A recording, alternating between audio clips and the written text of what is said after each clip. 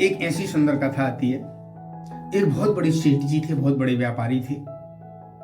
एक दिन वो रात्रि में सो रहे थे, तो रात्रि में सोते हुए स्वप्न आया और स्वप्न में लक्ष्मी जी उनके सामने आई और लक्ष्मी जी ने कहा, सेठ जी अब आज के बाद जो है कल हम तुम्हारा घर छोड़ के जाने वाले हैं। सेठ जी ने प्रार्थना की, अरे नहीं माता, आप ऐसा करोगी तो मैं कहां करूंगा, क्योंकि मेरा जो कुछ भी वैभव है, जो कुछ मेरी प्रतिष्ठा है, जो भी मेरा मान है, वो सब आपकी वजह से है और आप अगर मुझे छोड़ के चली जाएंगी तो फिर मैं क्या करूंगा। लक्ष्मी जी ने कहा, नहीं सेठ जी, मुझे आपका घर तो छोड़ के जाना ही पड़ेगा, लेकिन एक बात है, मैं आपको एक वरदान देके जरूर जाऊंगी। मैं एक आपको वरदान दूंगी और वो वरदान तुम कल मांग लेना मुझसे। अपने परिवार के सदस्यों से विचार विमर्श करना, इसके बाद वरदान मांग लेना। सुबह हुआ, सेठ जी आए और सेठ जी ने अपना सारा समाचार लक्ष्मी जी के साथ जो हुआ परिवार को बताया। उन्होंने कहा कि लक्ष्मी जी घर छोड़ के जाने वाली हैं, लेकिन उन्होंने कहा कि एक वरदान मांग लेना। तो बड़े बेटे ने कहा कि खूब सारी धन संपत्ति मांग लो जो कभी नष्ट ना हो।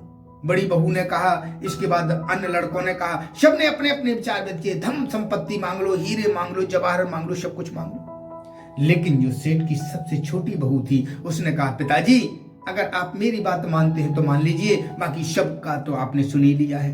सेठ बोले, बता बेटे, तुम भी बता। तो उसने कहा, पिताजी लक्ष्मी जी से कहना है कि लक्ष्मी जी आपको हमारा घर छोड़ के जाना है तो भले ही चले जाओ, लेकिन मेरे घर में हमेशा सुख शांति बनी रहे, मेरे घर में कभी कोई कलह ना हो, मेरे घर में कोई लड़ाई झगड़ा ना हो और मेरे घर के परिवार के सभी सदस्यों में एक प्रेम की रसमयी धारा हमेशा बहती रहे और सब एक सूत्र में रहें, सब एक दूसरे का सम्मान करें और सब एक दूसरे के वचनों का आदर करें। आप लक्ष्मी जी से यही मांगना। सब बोले, अरे ये पागल हो गई है, अरे धन संपत्ति मांगो, ये मांगने से क्या होगा, इसकी बातों में मत आना, धन संपत्ति ही मांगना। सेठ जी ने सबकी बात सुनी। दूसरा दिन आया, रात्रि का समय आया, सेठ जी अपने शयन कक्ष में थे। उसी समय वहां पर लक्ष्मी जी प्रकट हो गई और बोली, सेठ जी अब हम प्रातः काल सुबह तुम्हारे यहां से जाने वाले हैं, लेकिन मैंने तुमसे वादा किया था कि मैं तुम्हें एक वरदान जरूर दूंगी और वरदान मांगने का तुम्हारा समय आ गया, मांगिए वरदान। सेठ जी ने मन में चिंतन किया कि किसकी बात मानूं, किसकी मानूं, धन संपत्ति मांगूं, हीरे जवाहरत मांगूं, क्या मांगूं। इस प्रकार से चिंतन करते करते करते उन्हें छोटी बहू की बात याद आ गई और उन्होंने कहा, हे लक्ष्मी जी, आपको हमारा घर छोड़कर जाना है, आप भले ही चले जाएं, लेकिन हमारे घर में सुख रहे, शांति रहे, परिवार के सब सदस्यों में प्रेम का भाव रहे, सब एक दूसरे का सम्मान करें, सब एक दूसरे की बात का आदर करें, कभी किसी में बुराई ना हो, कभी किसी में दोष ना हो, कभी किसी एक प्रति की ईर्ष्या ना हो और सब में ममता का भाव हो, प्रेम का भाव हो। बस यही वरदान मैं चाहता हूं।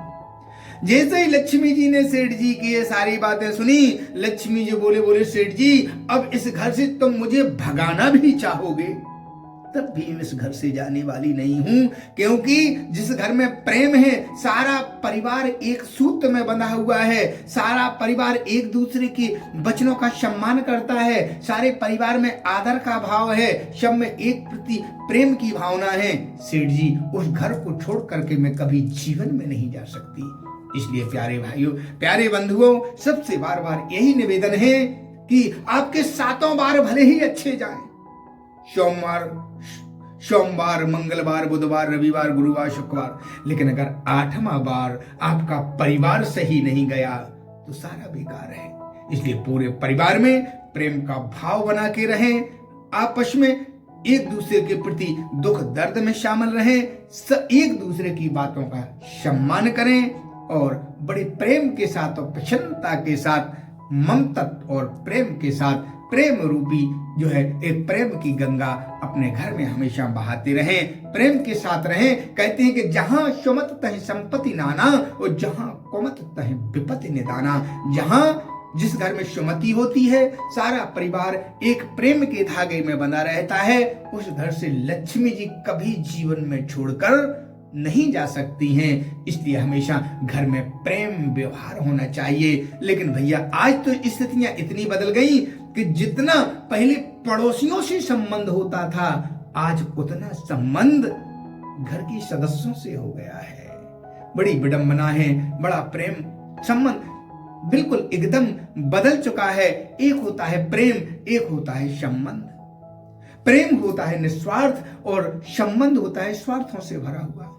जब तक स्थितियां सम है तब तक संबंध है, और जिस दिन स्थितियां विषम हुई उसी दिन संबंध टूट गए। इसलिए भैया संबंध कम और प्रेम हमेशा स्थापित करें, क्योंकि प्रेम की धारा एक ऐसी है कभी टूटने वाली नहीं है, और संबंध एक ऐसा है जहां स्वार्थ में झटका लगा वहीं संबंध टूट जाता है। इसलिए प्रेम का भाव हमेशा रहना चाहिए। परिवार के प्रति एक आत्मीयता सबके प्रति होना चाहिए, सबको एक दूसरे के प्रति आदर भाव होना चाहिए, और हमेशा प्रेम रस रूपी गंगा घर के अंदर हमेशा बहती रहना चाहिए।